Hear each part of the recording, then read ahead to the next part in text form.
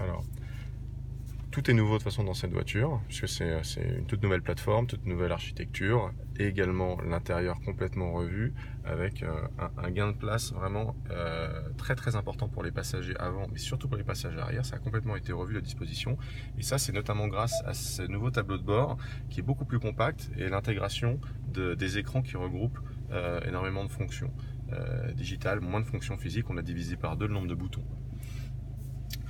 Au niveau de l'ordinateur de bord, donc ici un écran traditionnel digital dans lequel on retrouve les différentes fonctions d'aide à la conduite, avec plusieurs fonctions d'autonomie de niveau 2, avec le maintien au centre de la voie par exemple, qui va maintenir systématiquement le véhicule par rapport à la ligne centrale de la voie dans laquelle on se trouve.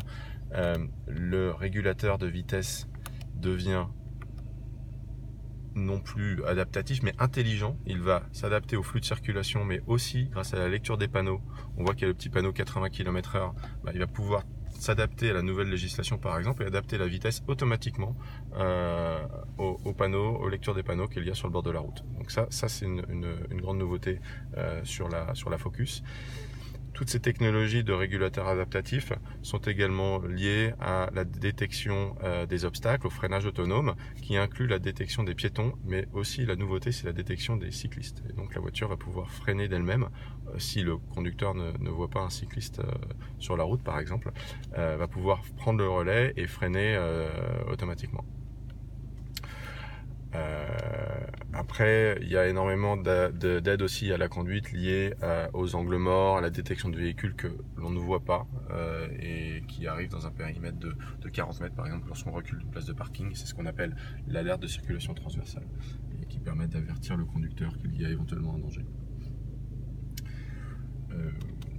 Voilà pour cet écran. La nouveauté également que l'on voit juste au-dessus, c'est un écran d'affichage tête haute qui est un des plus grands de sa catégorie, très lumineux et aussi qui accepte, pour ceux qui portent des lunettes polarisées, lorsqu'ils conduisent, ça accepte, c'est compatible avec ce type de lunettes. Et ça c'est une première que l'on retrouve très peu sur d'autres écrans. Donc ça c'est vraiment intéressant parce qu'il va y avoir les principales fonctions, l'affichage des panneaux justement, la vitesse, les indications de navigation qu'on va retrouver sur cet affichage tête haute. L'écran de divertissement que l'on connaît chez Ford, c'est Sync 3, on est dans sa version la plus évoluée, avec la version 3.0, qui donc permet notamment d'afficher Waze pour les utilisateurs d'iPhone, d'afficher toujours CarPlay sinon, et d'afficher Android Auto. On peut faire le test, par exemple, pour Waze. Voilà, en connectant son téléphone. Voilà, on va voir que Waze est détecté automatiquement comme une application compatible, sans passer par CarPlay en l'occurrence.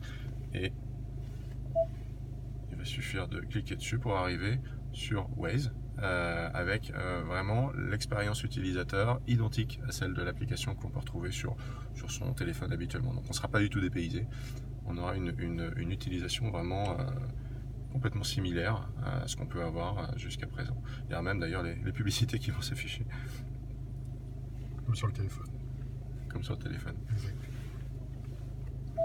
Le dernier point, je dirais important, que l'on peut voir ici, c'est le système BOPlay qui est présent dans le véhicule, avec plus de 10 haut-parleurs et 675 watts de puissance. On va retrouver dans le coffre l'ampli BOPlay et le caisson de basse actif. On va pouvoir tout régler à partir de l'écran central, notamment au niveau de la sélection des aigus, des médiums et des basses, mais également pouvoir très facilement régler le fader et la balance juste en cliquant sur un bouton ou alors en faisant glisser le curseur. L'autre point, il y a effectivement le volume adaptatif qui adapte le son en fonction de la vitesse à laquelle on roule, mais aussi le mode qui peut être stéréo.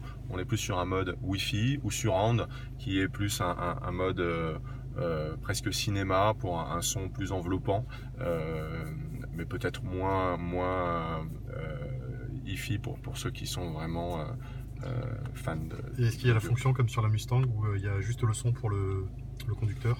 Alors, il n'y a pas cette fonction, il n'y a pas un bouton qui permet d'avoir cette fonction-là. Par contre, il suffit de glisser directement D'accord. le bouton vers le conducteur et à ce moment-là, le son sera quand même présent dans les autres haut-parleurs, mais de manière vraiment très très faible. Mhm.